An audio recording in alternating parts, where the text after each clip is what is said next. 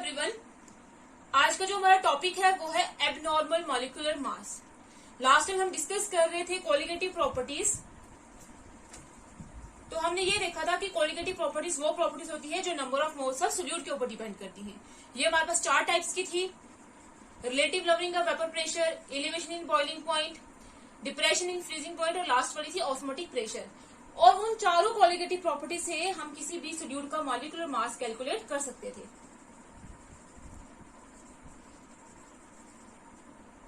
अब हमारे पास ये एबनॉर्मल मॉलिक्यूलर मास क्या होता है? एबनॉर्मल मॉलिक्यूलर मास होता है जब हमने कोई एक्सपेरिमेंटली मॉलिक्यूलर मास डिटरमाइन करा हो। मॉलिक्यूलर मास जो हमने किसी भी सब्सटेंस का डिटरमाइन करा हो on the basis of colligative properties.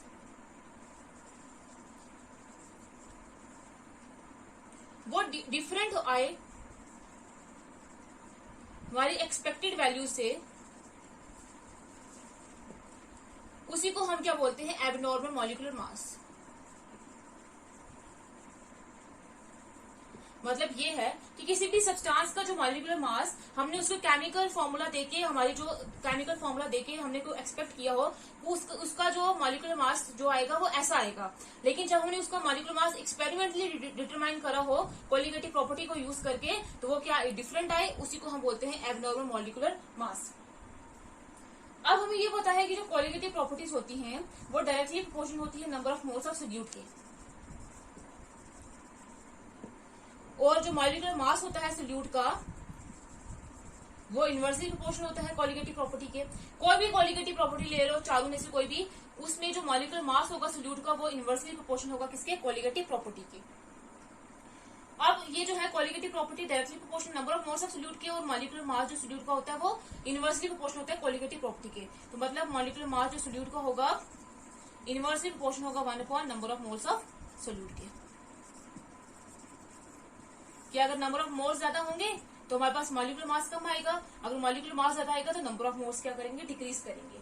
तो क्या होगा दोनों ही केसेस में? क्या होगा जब हम नंबर ऑफ मोल्स चेंज करेंगे तो मॉलिक्यूलर मास भी चेंज होगा, डिक्रीज भी कर सकता है और इंक्रीज भी कर सकता है, क्योंकि इनवर्सली प्रोपोर्शन है। तो अगर ये इंक्रीज करेगा तो ये डिक्रीज करेगा, और अगर ये इंक्रीज करेगा तो ये क्या करेगा? डिक्रीज करेगा। अब ये है कि किसी भी सब्सटेंस का जो एक्सपेरिमेंटली जो वैल्यू आती है वो जो हमने एक्सपेक्ट किया होता है वैल्यू, उससे ज्यादा या कम क्यों आती है? चेंज वैल्यू क्यों आती है? तो हमारे पास 2 केसेस हैं। क्या होगा कि हमारे पास किसी भी सोल्यूशन में इन 2 रीजन की वजह से क्या होता है? मॉलिक्यूलर मास सोल्यूट का चेंज हो जाता है। फर्स्ट है हमारे पास एसोसिएशन ऑफ सोल्यूट पार्टिकल्स,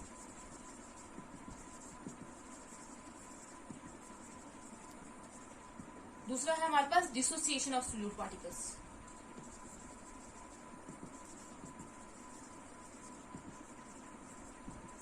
इन 2 रीजन की वजह से जो हमने सॉल्यूशन में जो एक्सपेक्ट करी होती है वैल्यू, वो क्या आती है? मॉलिक्यूलर मास जो वैल्यू एक्सपेक्ट करी होती है वो क्या आती है? इन 2 रीजन की वजह से चेंज हो जाती है, या तो इंक्रीज करेगी या फिर क्या करेगी? डिक्रीज करेगी। तो हम एक एक करके डिस्कस करते हैं। पहला हम डिस्कस करेंगे कि एसोसिएशन की वजह से कैसे मॉलिक्यूलर मास सोल्यूट की जो वैल्यू है वो चेंज हो जाती है। फर्स्ट है हमारे पास एसोसिएशन।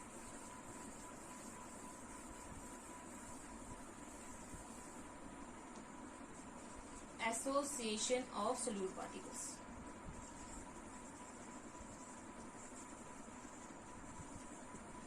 एसोसिएशन का मतलब होता है किसी भी चीज का जुड़ना, कंबाइन करना। तो क्या होगा जब हम किसी भी सोल्यूट को ऐड करेंगे सॉल्वेंट में? बेसिकली हम क्या लेंगे? नॉन पोलर सॉल्वेंट लेंगे। किसी भी नॉन पोलर सॉल्वेंट में अगर हम सोल्यूट को ऐड करेंगे तो हमारे पास क्या होगा?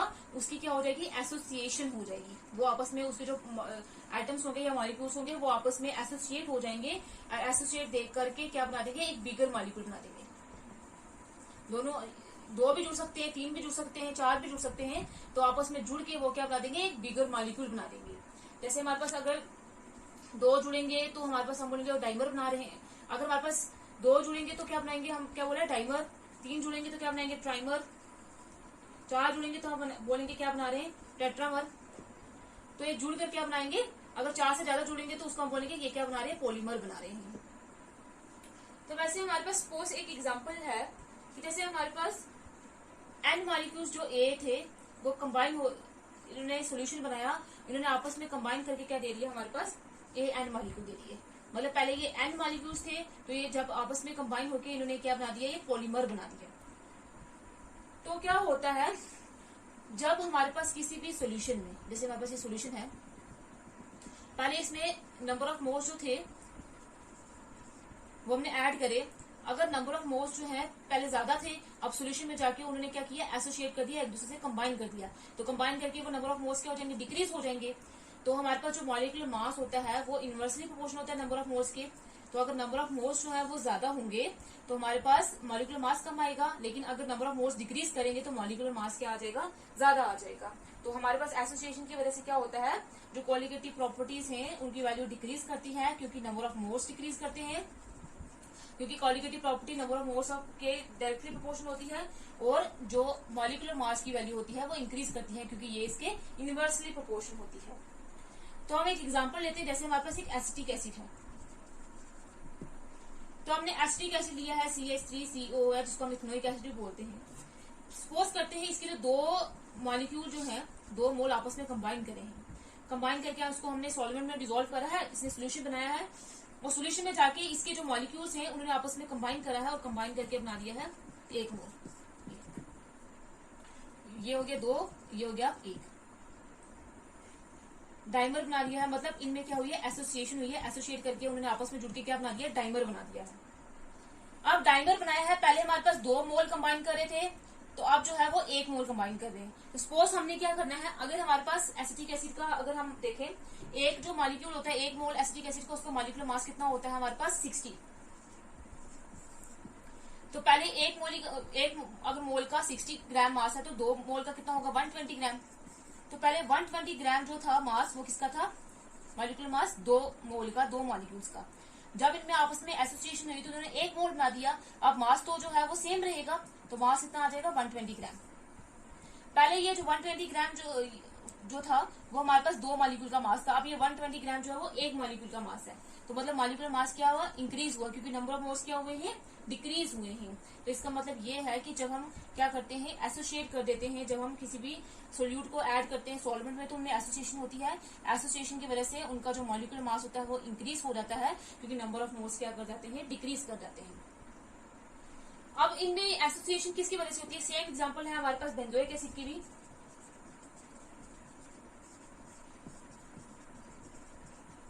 वो भी यही बनाएगा, डाइमर बना देगा। अब इनमें क्यों ये होता है कि हमारे पास ये एसोसिएट करते हैं एक दूसरे के साथ साथ, तो एसोसिएशन का रीजन है हाइड्रोजन बॉन्डिंग। जैसे हमारे पास अगर हम बात करते हैं एसिटिक एसिड की, तो वो हमारे पास ऐसे एग्जिस्ट करेगा, ऐसे, और दूसरे वाला जो है वो ऐसे एग्जिस्ट करेगा। ये हमारे पास है 2 मॉलिक्यूल किसके, एसिटिक एसिड के। तो ये आपस में क्या करेंगे, ये जो हमारे पास कार्बोनाइल ग्रुप का ऑक्सीजन है और ये हमारे पास हाइड्रोजन जो OH ग्रुप के साथ लगा हुआ है, ये एक्टिव हाइड्रोजन है, तो इस ऑक्सीजन और इस हाइड्रोजन के बीच में क्या होगी, एक फिजिकल बॉन्डिंग होगी। इस फिजिकल बॉन्डिंग को हम नाम देंगे हाइड्रोजन बॉन्डिंग। अब हाइड्रोजन बॉन्डिंग है, हाइड्रोजन बॉन्डिंग करी, पहले ये एक मॉलिक्यूल था, अलग अलग मॉलिक्यूल थे, अब इन्हें आपस में कंबाइन करके क्या बना दिया, डाइमर बना दिया है। तो डाइमर बनाएंगे तो जो मॉलिक्यूल होंगे, नंबर ऑफ मॉलिक्यूल्स, जो नंबर ऑफ मोल्स होंगे वो क्या हो जाएंगे, डिक्रीज करेंगे, जिसकी वजह से मॉलिक्यूलर मास क्या कर जाएगा, इंक्रीज कर जाएगा। वैसे ही सेम केस है हमारे पास बेंजोइक एसिड का, C6H5 C double bond OOH।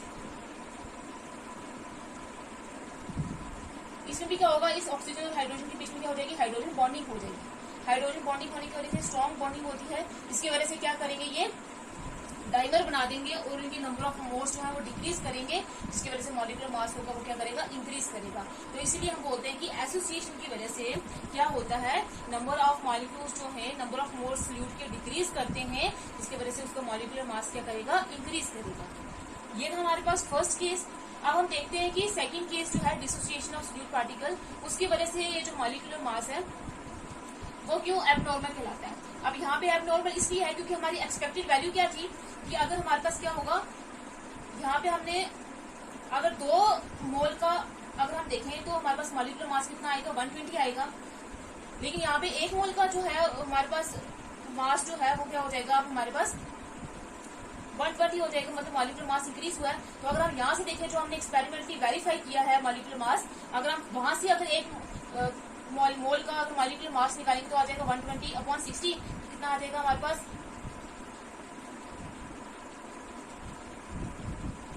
120/260 आ जाएगा। मतलब यहाँ पे फिर दो मॉलिक्यूल का मास कितना आ जाएगा 60। यहाँ पे एक मॉलिक्यूल का कितना है 120 है, तो यहाँ पे 60 आ जाएगा। इसकी वजह से इसका मॉलिक्यूलर मास जो है वो एक्सपेक्टेड वैल्यू से इंक्रीज करा हुआ है, तो मतलब चेंज हुआ हो तो ये क्या आ जाएगा एबनॉर्मल मॉलिक्यूलर मास। नेक्स्ट है हमारे पास डिसोसिएशन।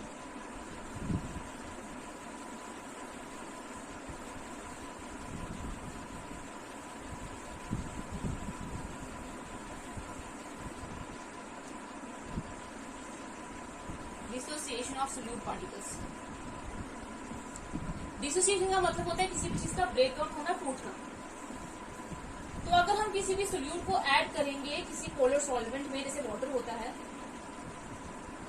तो हम क्या करेंगे, वो क्या होगा डिसोसिएट होगा।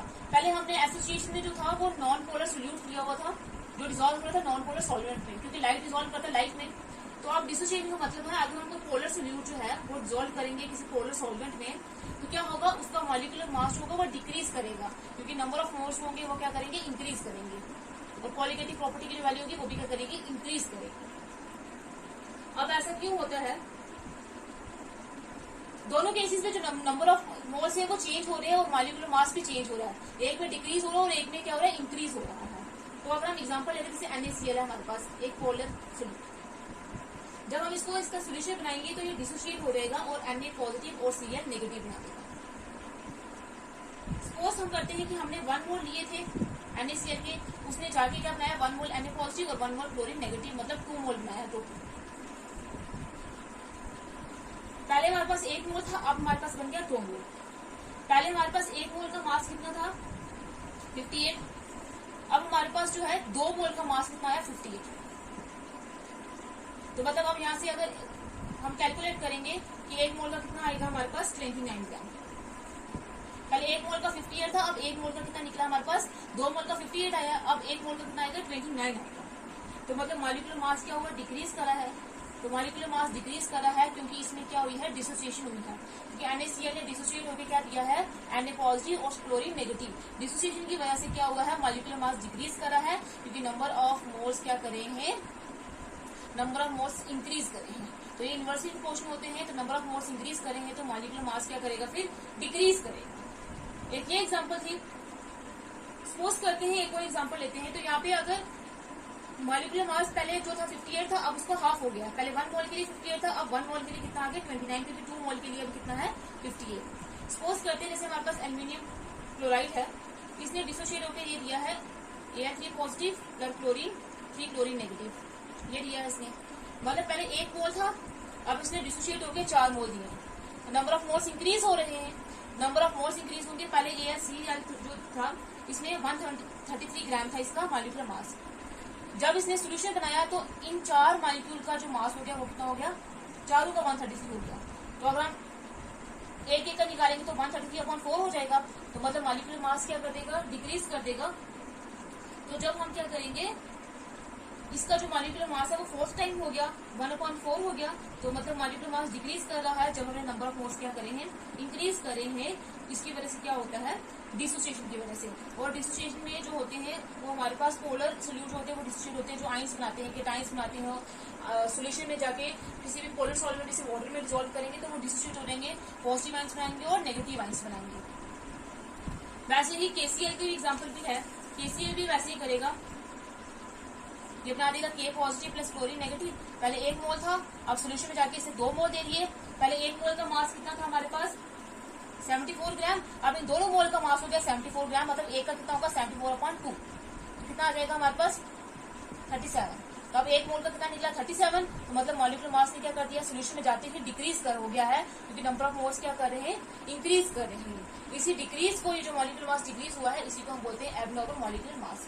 अब देखो जो थ्योरेटिकल था हमारे पास कि अगर इसका मास 74 है तो ये भी 74 होना चाहिए था अगर हम इसका स्ट्रक्चर देखें, लेकिन आया कितना 37, मतलब क्या किया है इसने डिक्रीज किया। तो मॉलिक्यूलर मास चेंज हुआ है, इसलिए हम इसको बोलते हैं क्या है ये एबनॉर्मल मॉलिक्यूलर मास है। तो एबनॉर्मल मॉलिक्यूलर मास क्या होगा कि जो हमने किसी भी सब्सटेंस का जो मॉलिक्यूलर मास जो है एक्सपेरिमेंट में डिटरमाइन करा है, वो उसकी एक्सपेक्टेड वैल्यू से क्या आ जाए, कम आ जाए या ज्यादा आ जाए, चेंज हो, उसी को हम क्या बोलते हैं, एबनॉर्मल मॉलिक्यूलर मास। और एबनॉर्मल मॉलिक्यूलर मास जो होता है वो किसकी वजह से होता है, या तो डिसोसिएशन की वजह से, या तो सोल्यूट के पार्टिकल डिसोसिएट हो जाएंगे, टूट जाएंगे, और या फिर एसोसिएशन की वजह से, या फिर क्या करेंगे, जुड़ जाएंगे और नंबर ऑफ मोल्स डिक्रीज कर देंगे, जिसकी वजह से मॉलिक्यूलर मास क्या हो जाएगा, इंक्रीज हो जाएगा। और डिसोसिएट हो जाएंगे तो मतलब नंबर ऑफ मोल्स क्या हो जाएंगे, इंक्रीज हो जाएंगे, तो मॉलिक्यूलर मास क्या हो जाएगा, डिक्रीज हो जाएगा। यही था हमारे पास क्या, एबनॉर्मल मॉलिक्यूलर मास।